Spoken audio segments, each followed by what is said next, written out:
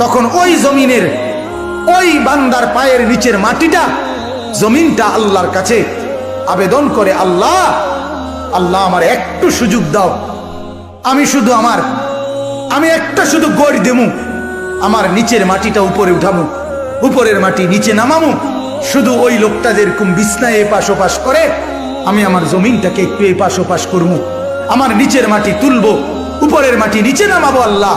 এরে নিয়া আমি শুধু একটা উল্টানি দিতে চাই, তুমি আমার অনুমতি দাও। রব্বুল আলামিন তখন বলে ওই জমিনকে, না তুই এমন করিস না, ও যে আমার বান্দা, ওরে না আমি বানাইছি,